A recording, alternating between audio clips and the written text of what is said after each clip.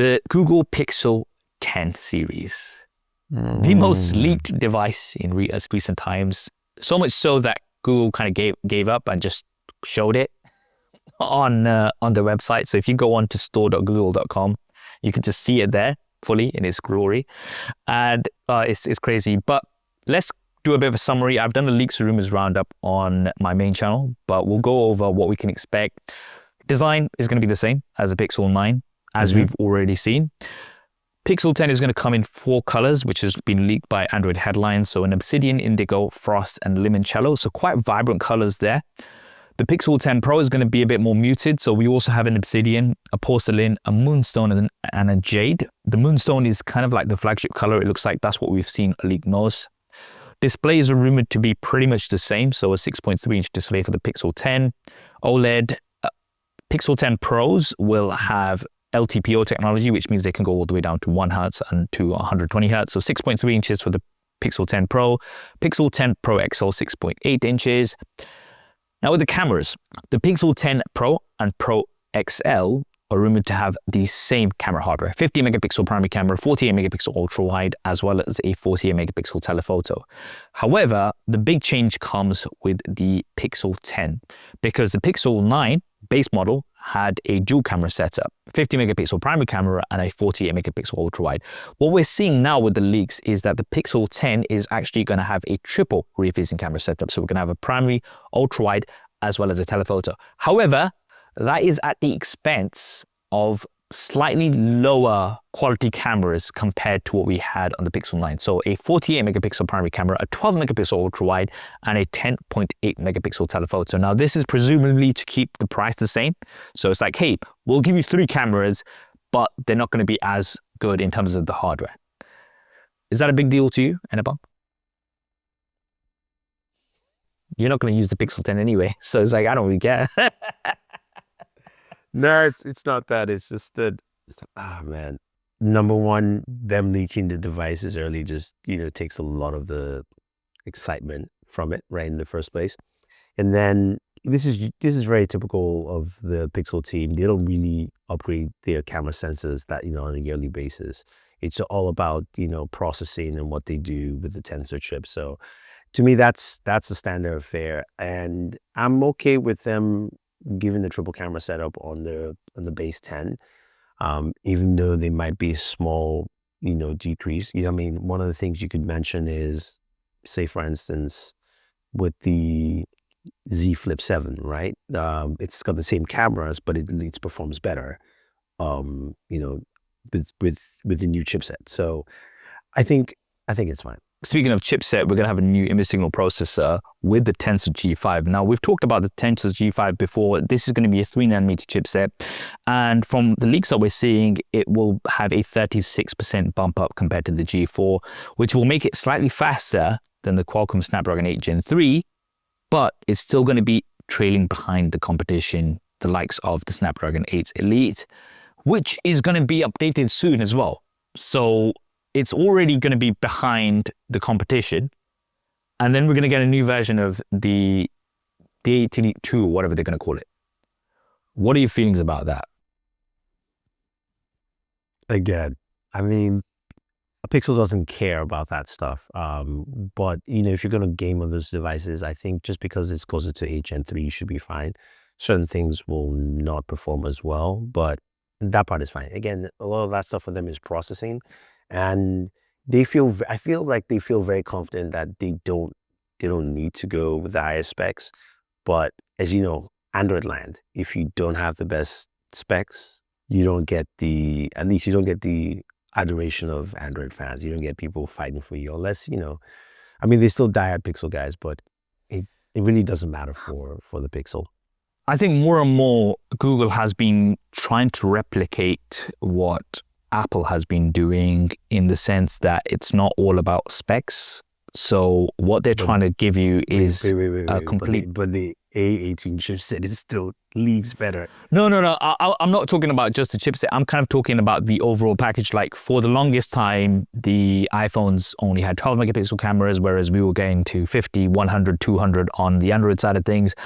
We've always had spec bump ups in terms of the displays, for example, whereas the iPhone was still going there slowly. Because when you have an iPhone, now you mentioned the A18 Pro, but like the regular iPhone, it has the A17, right? Which is still more powerful, by the way. Which is still more powerful, yeah. Just putting it that there. Yeah. Now, my only concern with the Tensor G5, my main concern with the Tensor G5, however, is that because these are Pixel devices, they are promising 7 years of OS and security updates. Now, my thing is, okay, fine, you've got a chip that is kind of going to compete with last year's chips, right? Which is fine.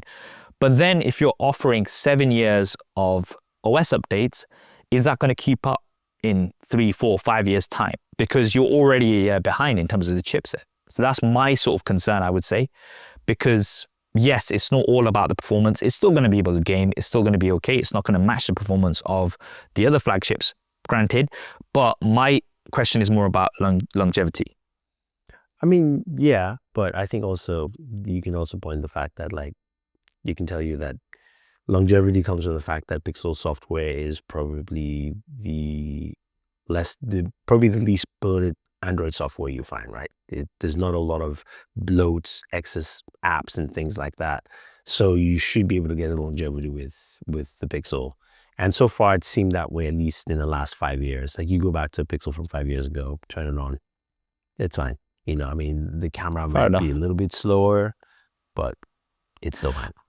I think this is where like Google's software experience, and that's what they're trying to offer you. They're trying to offer you a complete software experience with a lot of AI. So you're going to have Gemini is going to be completely built in, as you can expect. Gemini Live, I am expecting a lot of VO2 and VO3 embedded in the device. Ooh. So we saw it on the Honor 400 Pro and 400, where we had Google's VO2 image to video model, which worked really well. But obviously when we test VO3 online, you can literally type text to video.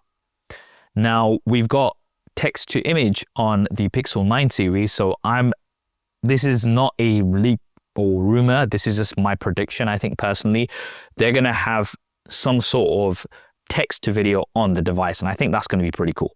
Oh yeah. I mean, that is, I think that's basically, I think we're going to see a lot of Gemini infiltration on the Pixel. At least that's the most sensible thing to do, is making sure that people get to experience Gemini on every single aspect of the device to enhance the experience. You know, I'm sure we'll see more of the, you know, I forgot what the feature was where you could upload your photo and then it basically upgrades it for you on Google Photos. There'll be something tied with Gemini to that as well. So you're just going to see more of that kind of stuff throughout the device. I think that's going to be one of the key selling points. We're seeing that the batteries from leaked specs are also going to be slightly larger for all devices. So 4,870 milliamps for the Pixel 10 and the Pixel 10 Pro. For the Pixel 10 Pro XL, we're looking at a 5,200 milliamp hour battery. And I guess one of the kind of interesting rumors is that Qi 2 wireless charging will be built into the device. So right now, there are no Android devices with Qi 2 built in. You usually have to get a case. Obviously, with the iPhones, you have MagSafe, so the magnets are kind of built in. You can just stick those on. Pixels might be some of the first Android devices with Qi 2 built in, which will be pretty cool. Nice.